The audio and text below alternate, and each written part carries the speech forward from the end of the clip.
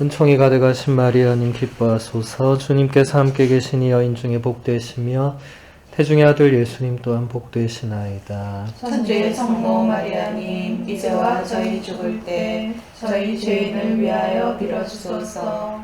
아멘. 잘 쉬셨습니까? 네. 바로 이어서 아까 이제 제 1장부터 같이 보겠습니다. 제 1장 제목은 성모님과 함께 그리스도를 바라보기. 12항에서 요한 버릇의 교황님은 이렇게 말씀하십니다. 묵주기도는 더없이 훌륭한 관상기도입니다.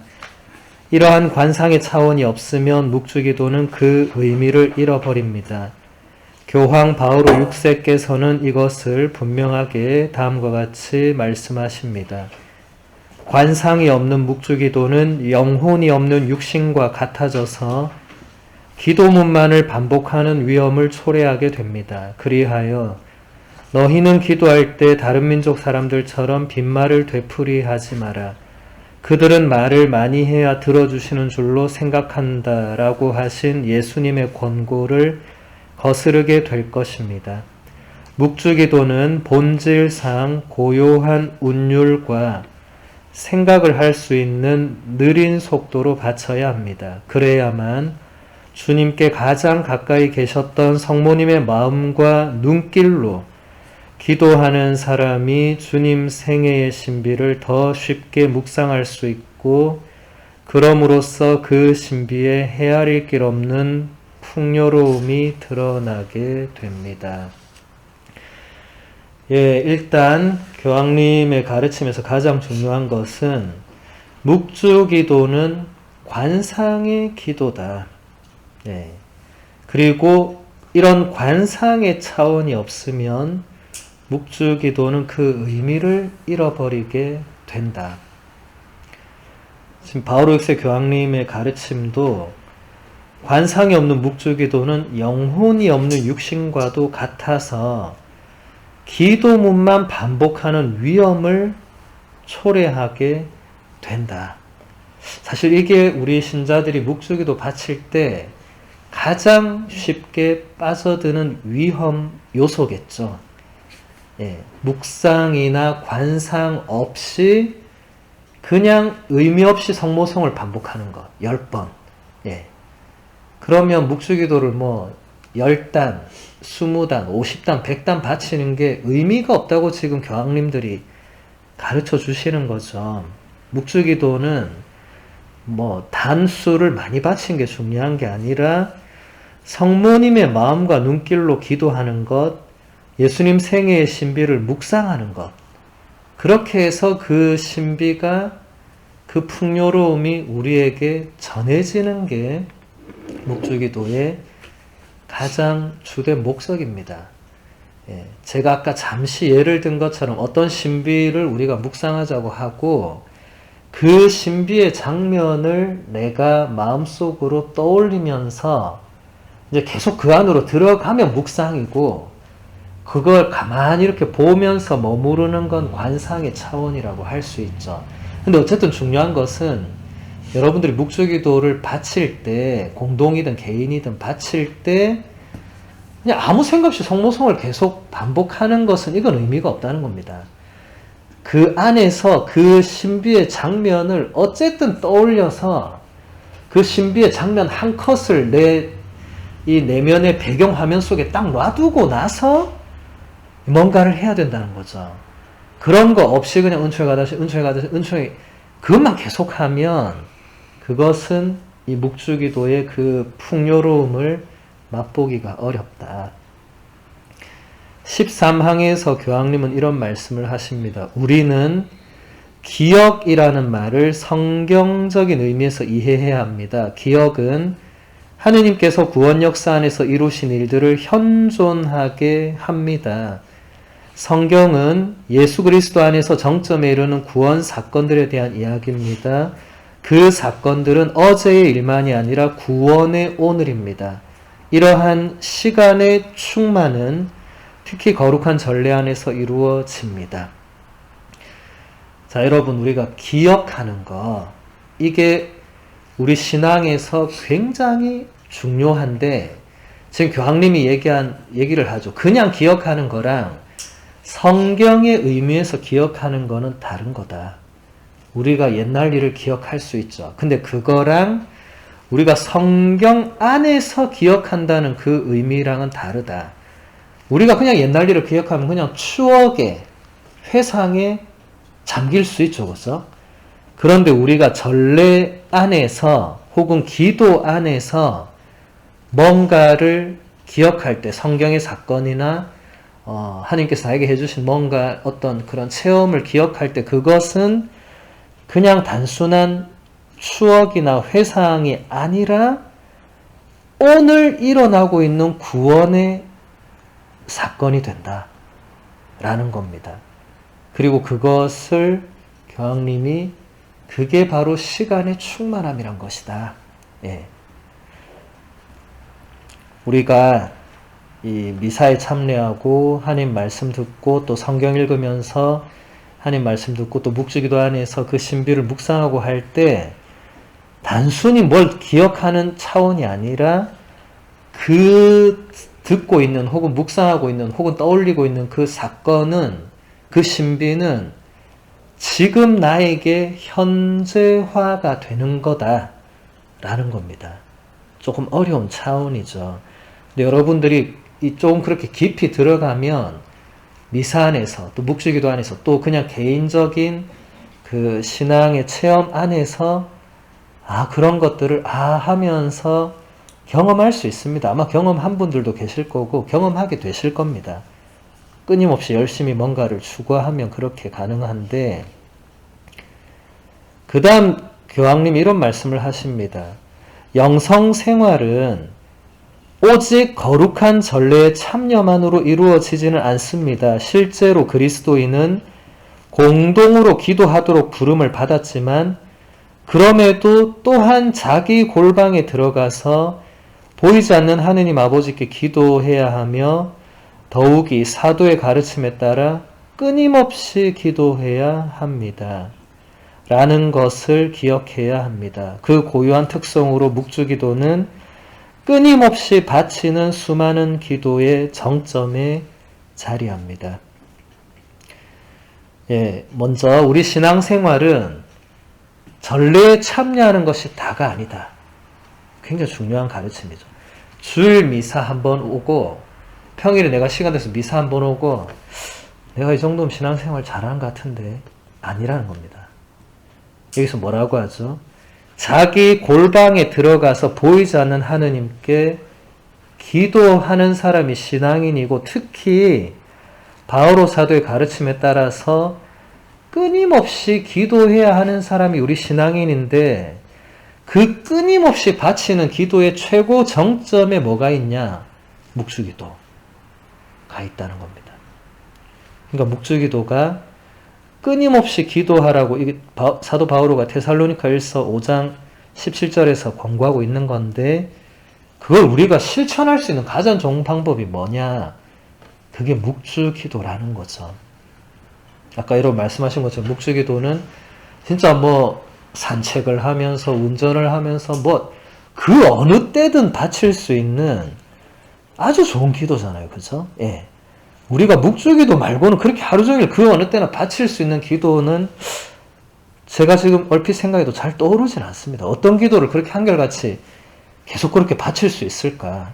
우리가 다른 일을 하면서도 뭔가 떠오르진 않아요. 예. 그런데 묵주기도는 정말 우리가 그 어떤 일을 할 때에도 묵주를 손에 들고 있지 않든 간에 정말 끊임없이 바칠 수 있는 아주 좋은 기도죠.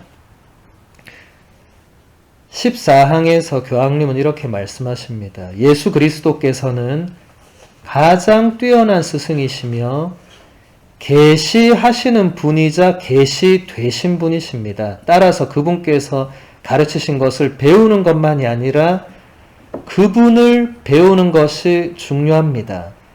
이런 면에서 성모님보다 더 좋은 스승이 어디 있겠습니까? 하느님 편에서는 성령께서 우리를 그리스도의 충만한 진리로 이끄시는 내적 스승입니다. 그러나 피조물 가운데에서 성모님보다 그리스도를 더 잘 아는 사람은 없으며 그리스도의 신비를 깊이 깨닫도록 우리를 더 잘 이끌 수 있는 사람도 없습니다. 지금 교황님이 점점 묵주기도의 핵심적인 그 신비를 얘기하시는데, 먼저 예수님은 계시하는 분, 여러분 계시는 제가 설명했죠. 하느님께서 당신의 그 존재와 당신의 그 신비, 당신 구원의 계획 이런 것들을 인간에게 알려주시는 것을 계시라고 하는데, 이런 의미에서 예수 그리스도는 계시하는 분입니다. 예수님이 하느님이 누구신지, 하느님의 뜻이 뭔지 이런 걸 우리에게 가장 잘 알려주신 분이잖아요. 그죠? 그리고 동시에 계시되신 분이죠. 예. 예수님이야말로 계시의 정점이고 완성입니다. 예수 그리스도 외에는 더 이상 공적 계시가 없다고 교회는 가르쳐 왔습니다. 그래서 교황님이 여기서 엄청 중요한 얘기를 하시는데, 그러니까 예수님께서 가르치신 것을 배우는 것도 중요하고 예수님을 배우는 것이 중요하다.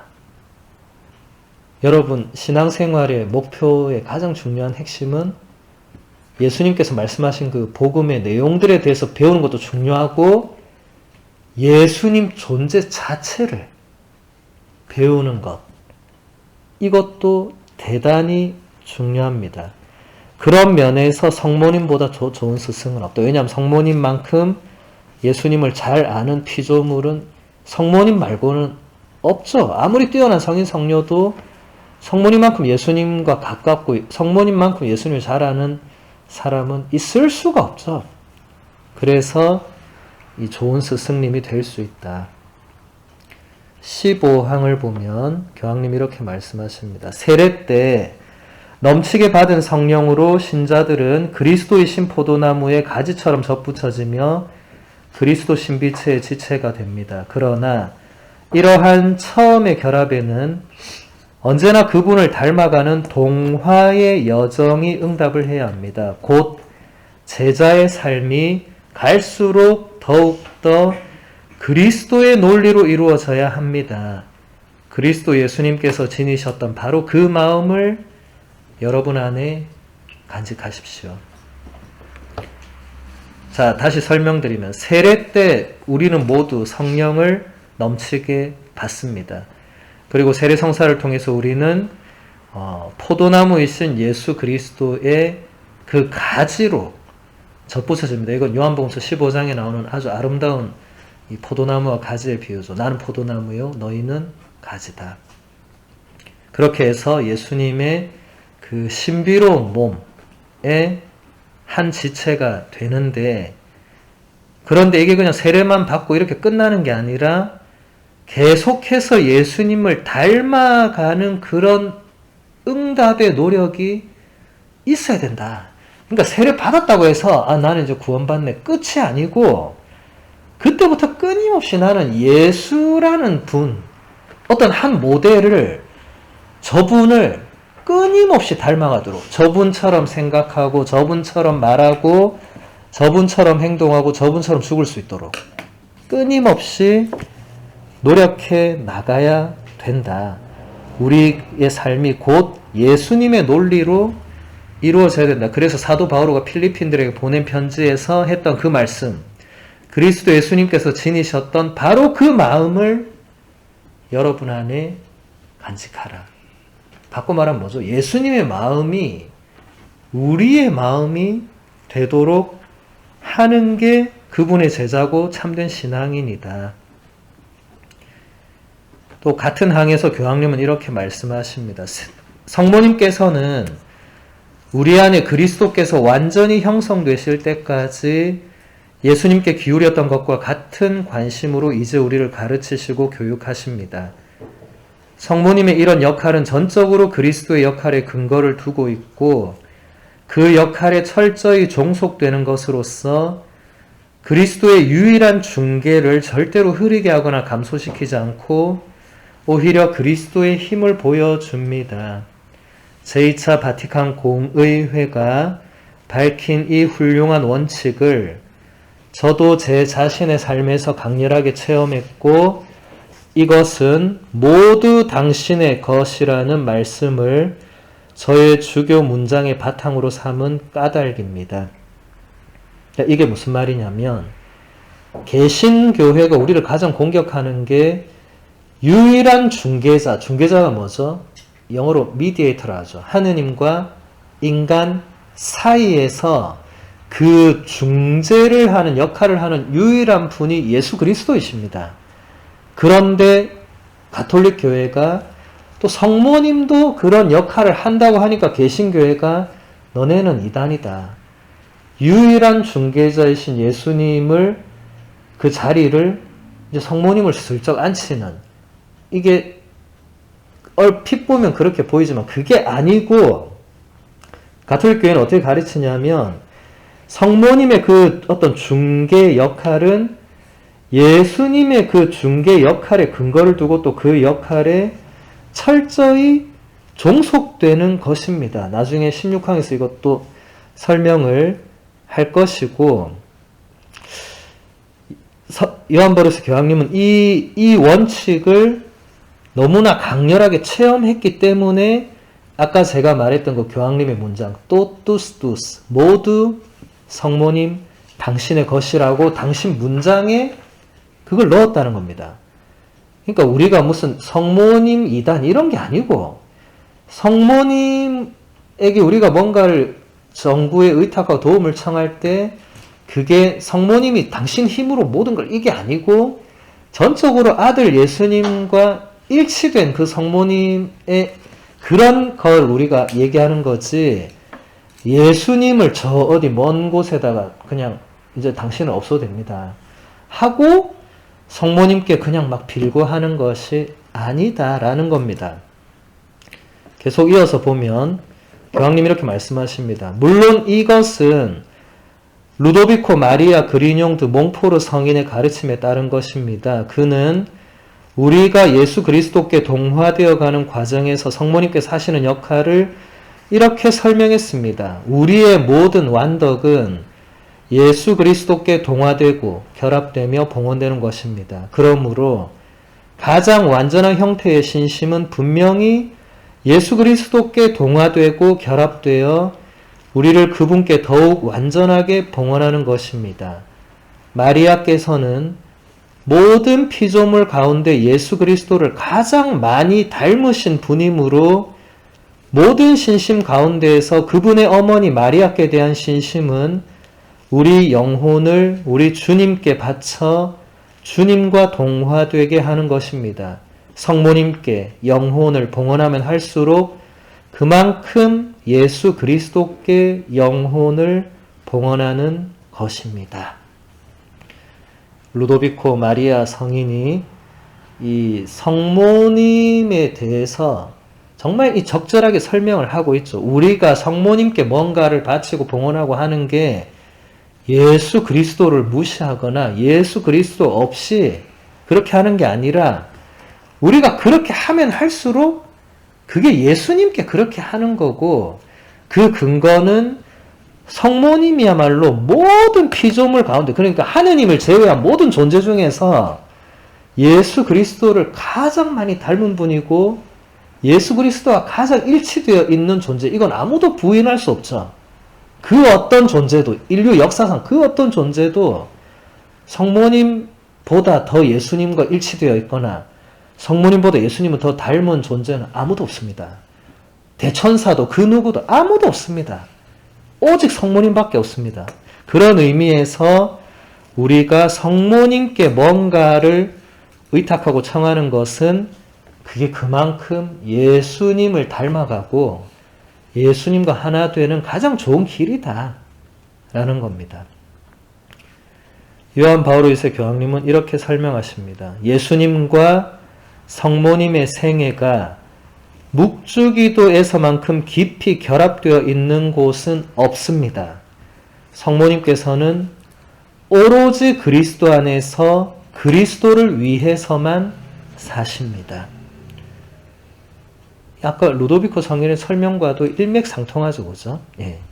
성모님은 모든 피조물 가운데서 최고로 오직 예수님 안에서 예수님만을 위해 살았던 분입니다. 이보다 더, 성모님보다 더 그렇게 살았던 분은 없습니다. 그러니까 우리가 묵주기도 안에서 성모님과 함께 예수님의 그 생애의 신비, 예수님의 그 존재 자체를 묵상하고 다가가고 하는 것은 전혀 이단적이거나 전혀 예수님의 그 유일한 중개자로서의 위치를 흐리게 하거나 이런 거 전혀 아니다. 개신교가 공격하는 그런 거 전혀 아니라는 겁니다.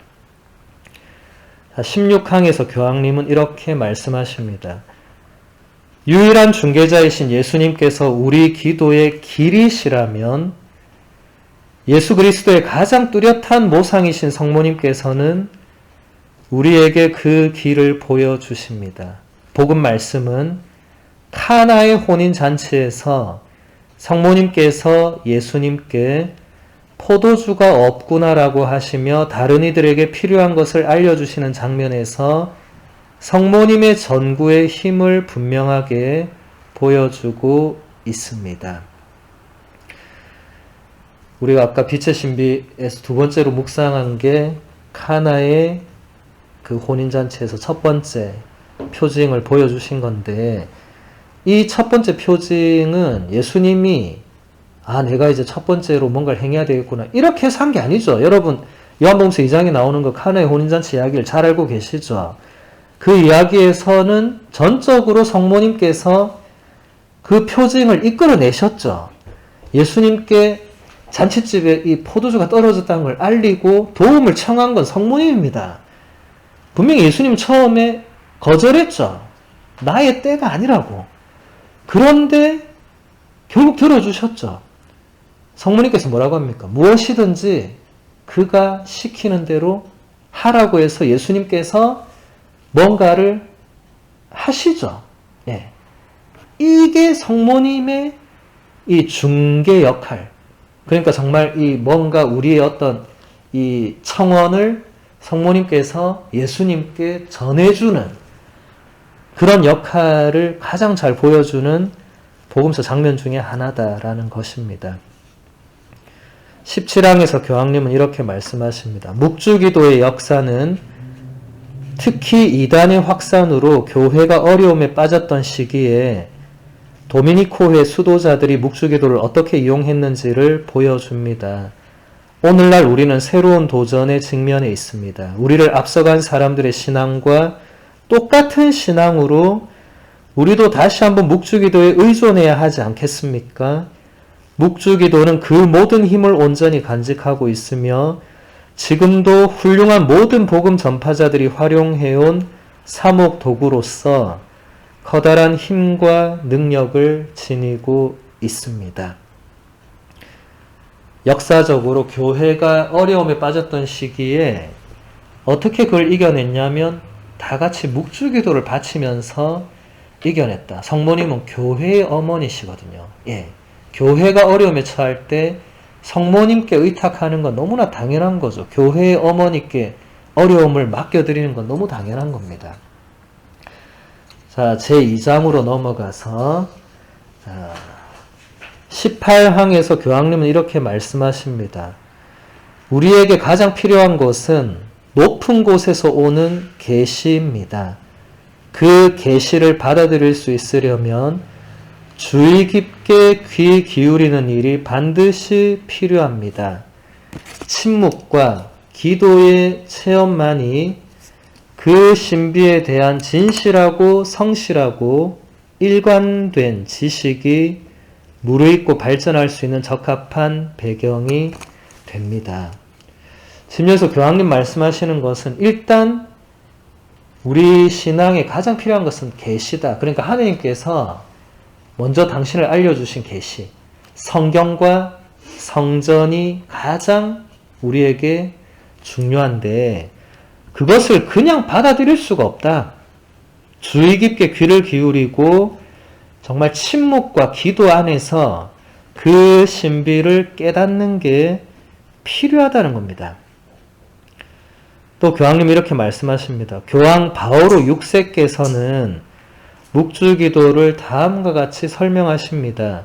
묵주기도는 강생의 신비와 인간 구원의 중심을 둔 복음적인 기도로서 명백히 예수 그리스도를 향한 기도입니다. 묵주 기도의 고유한 특징인 성모송의 연속적인 반복은 예수 그리스도께 대한 끊임없는 찬미입니다.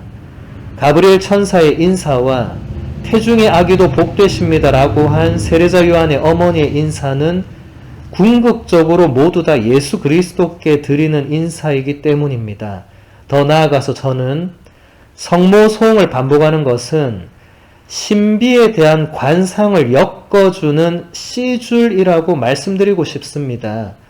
각각의 성모송에서 가리키는 예수 그리스도께서는 차례로 선포되는 신비들을 통하여 하느님의 아드님으로 또 동정녀의 아드님으로 제시되는 바로 그분이시기 때문입니다. 바오로 6세 교황님이 다시 한번 이 설명의 어떤 매듭을 탁 짓죠. 묵주기도는 그리스도를 향한 기도다. 예. 성모성을 바치는 거는 성모님께 계속 도와주세요, 도와주세요 라고 하는 게 아니고 모두 다 예수님을 향한 기도다. 성모성에서 핵심은 태중의 아드님 예수님이 복되시다는 게 가장 핵심입니다. 예. 그래서 성모성을 반복하는 것은 신비에 대한 관상을 엮어주는 어떤 그런 줄이다, 줄. 밧줄처럼 그런 역할을 하는 거다. 대단히 훌륭한 설명이죠, 그죠? 19항에서 교황님은 이런 말씀을 하십니다. 저는 묵주기도의 그리스도 중심적인 본질을 증진하도록 그리스도의 세례와 순환 사이에 공생활의 신비들을 보완하는 것이 적절하다고 여기며 이를 개인과 공동체 자유에 맡깁니다. 예수 그리스도께서 내가 이 세상에 있는 동안 나는 세상의 빛이다 라고 말씀하신 것처럼 공생활 기간 동안 예수 그리스도의 신비는 바로 빛의 신비입니다.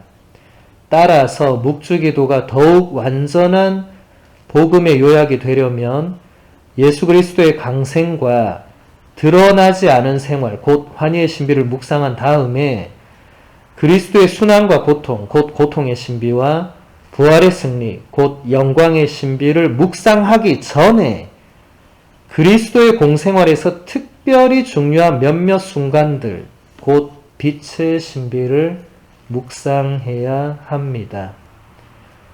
묵주기도의 전통적인 형태의 본질적인 측면을 훼손하지 않고 이러한 새로운 신비를 추가하는 것은 그리스도교 영성에서 환희와 빛과 고통과 영광의 시면인 그리스도의 깊은 마음에 이르는 참된 길인 묵주기도의 새로운 열성을 불러일으키려는 것입니다.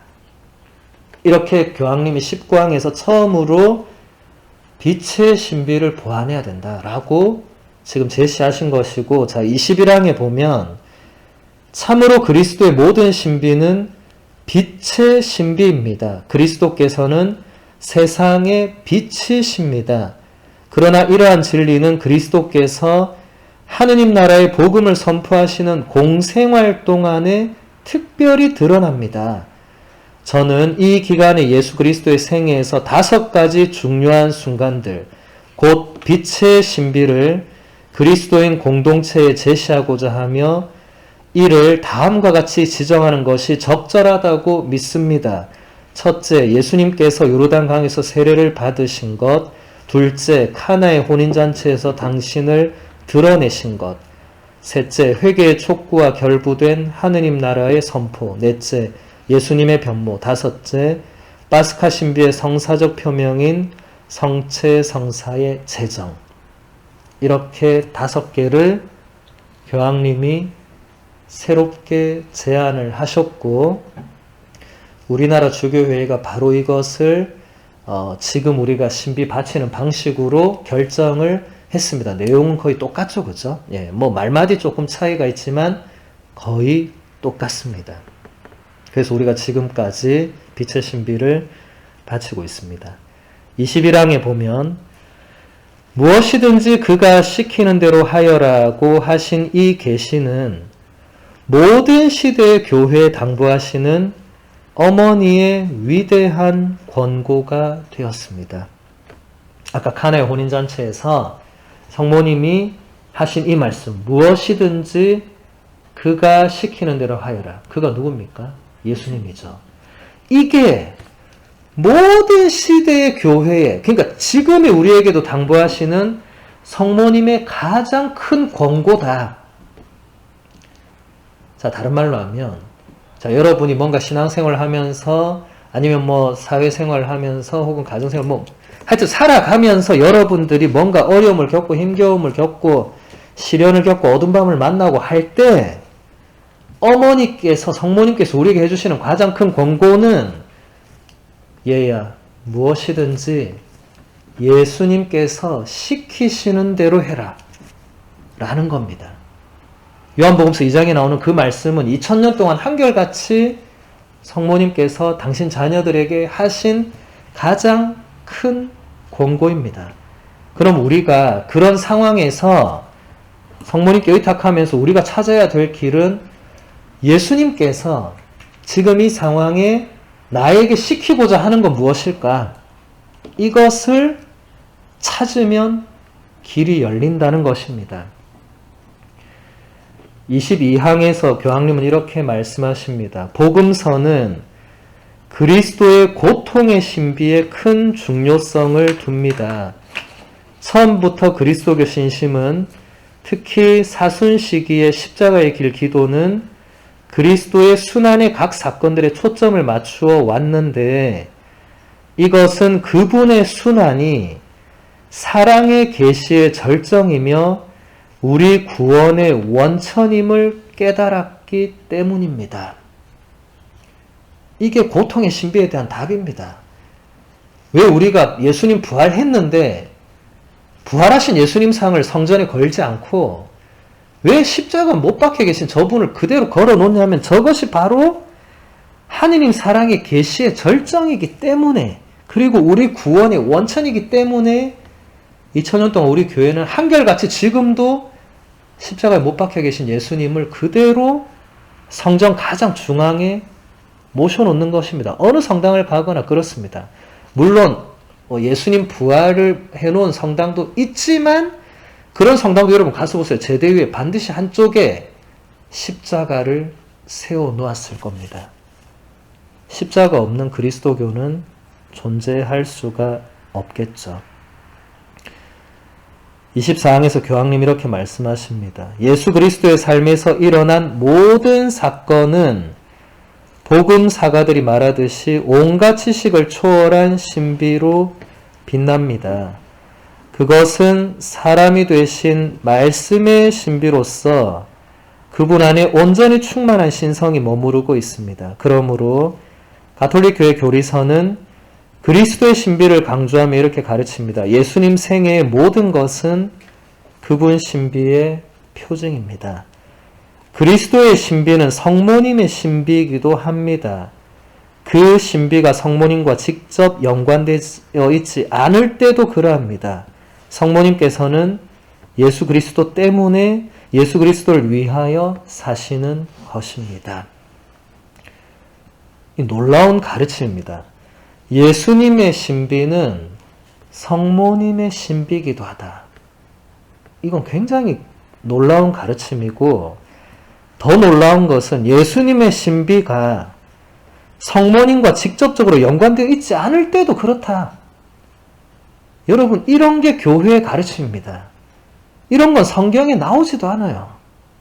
성경에 나오는 성모님이 몇 군데 나오지도 않지만 성모님이 나오지 않는 어떤 예수님의 그 신비도 다 성모님과 연결되어 있고 성모님의 신비이기도 하다. 왜냐하면 성모님은 예수 그리스도 때문에 예수 그리스도를 위하여 사시는 가장 그렇게 사시는 분이기 때문에 그렇다. 쉽게 말하면 예수님과 성모님은 뗄래야 뗄 수 없는 불가분의 관계로 이거 그 신비로 그렇게 이루어져 있다. 여러분이 여러분 자녀와 이 연결되어 있는 것보다 훨씬 더한 신비로 두 분은 연결되어 있다는 겁니다. 그래서 우리가 성모님과 함께 무엇을 하든지 간에 반드시 예수님께로 그것이 연결되게 되어 있습니다. 여러분이 그것을 느끼든 느끼지 못하든 그건 중요하지 않습니다. 25항을 보면 교황님께서 이렇게 말씀을 하십니다. 구세주 그리스도의 거룩한 인성을 마주하면서 우리 삶의 모든 어려움과 걱정과 수고와 노력을 그분께 맡기는 것은 당연한 일이 됩니다. 너의 근심을 주님께 맡겨라. 그분께서 너를 붙들어 주시리라. 묵주기도를 바치는 것은 우리의 근심을 예수 그리스도와 성모님의 자비로우신 사랑에 맡기는 것입니다. 이건 참 아름다운 가르침이죠. 예수님의 그 인성, 그러니까 예수님은 참 하느님이셨고 동시에 참 인간이셨죠.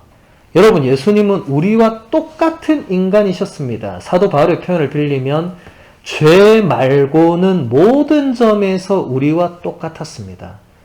그분은 상처를 받으셨고, 그분은 아파하셨고, 그분은 눈물을 흘리셨고, 그분은 기뻐하셨고, 소리내어 웃으셨고, 그분은 배가 고프셨고, 그분은 주무셨어요. 그리고 그분은 마지막에 극도의 고통을 당하셨고, 심지어 죽음마저도 겪으셨습니다.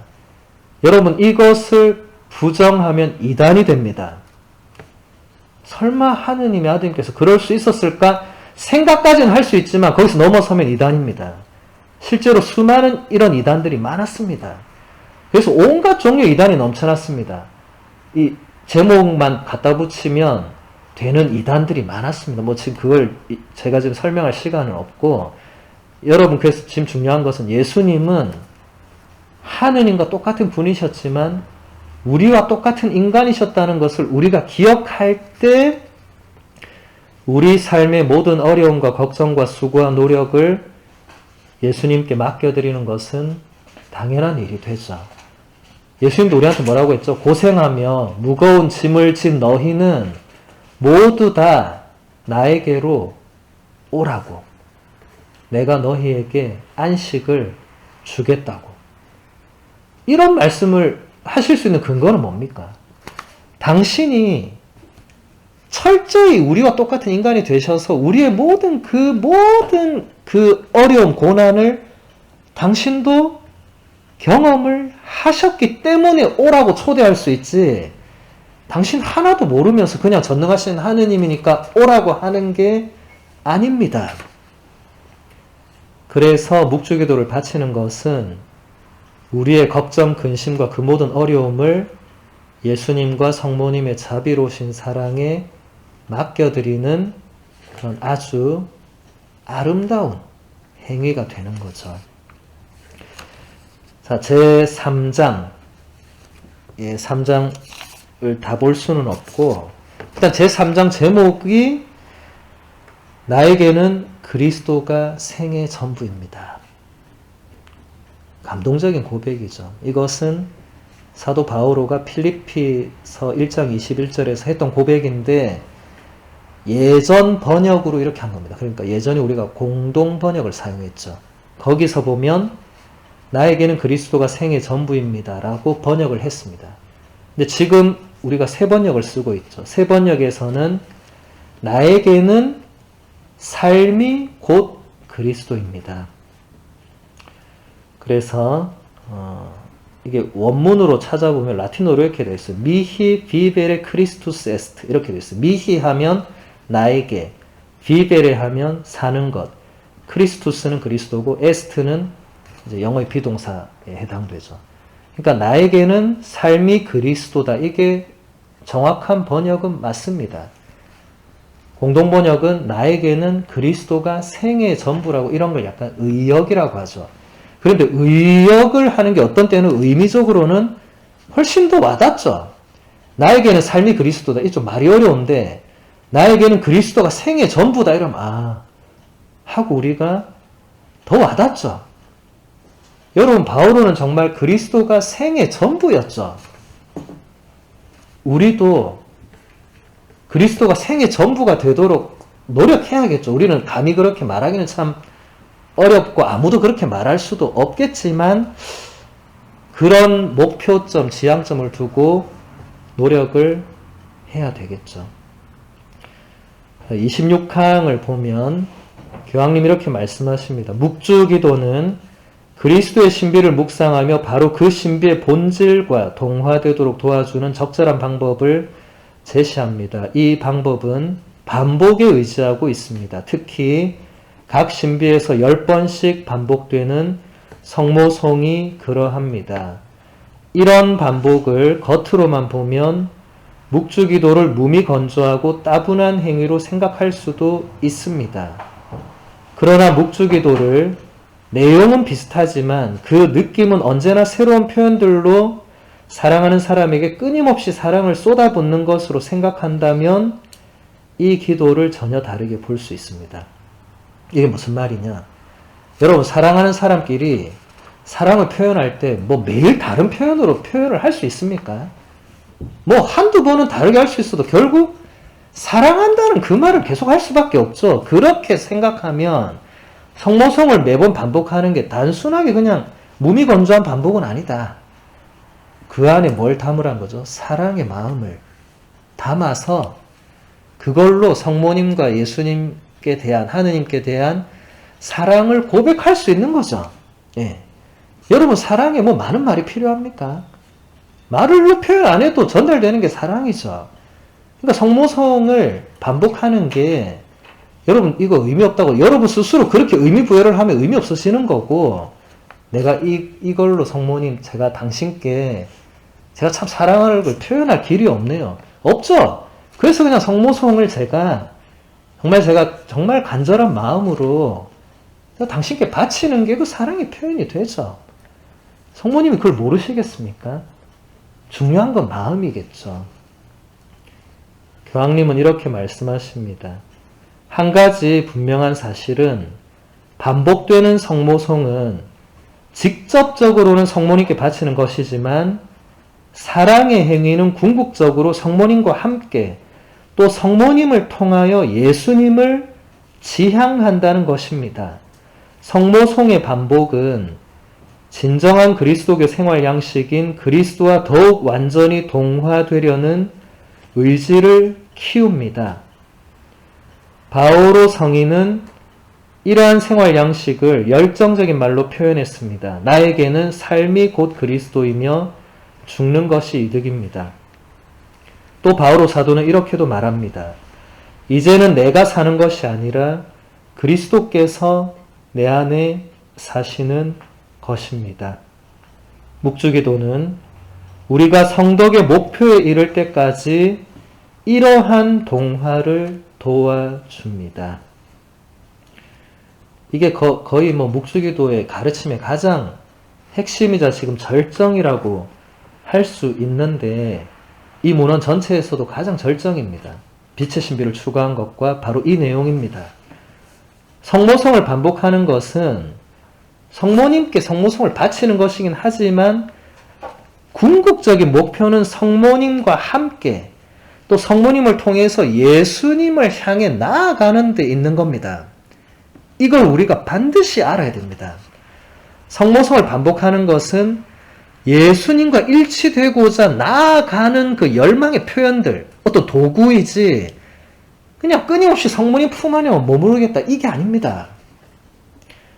그러면서 그 목표로 제시한 게 바로 바오로 성인의 그 두 가지 말씀, 필리피서 1장 21절 나에게는 삶이 곧 그리스도이다, 그리고 갈라티아서 2장 20절의 말씀, 이제는 내가 사는 것이 아니라 그리스도께서 내 안에 사시는 것이다 라는 이게 우리의 최종 목표가 되어야 되고, 묵주기도는 바로 이것을 도와주는 그런 길이 된다라는 것입니다. 나머지 항들은 나중에 블로그를 통해서 그 강의록을 제가 올려드릴 테니까 그걸 보시면 이제 도움이 될 것이고, 혹시 나는 이 책을 나는 정말 꼭 읽어봐야겠다 이런 분은 제가 책을 빌려드릴 테니까 집에서 열심히 정독을 하시면 되겠습니다. 뭐 이 책 보시면 알겠지만 이렇게 얇아요.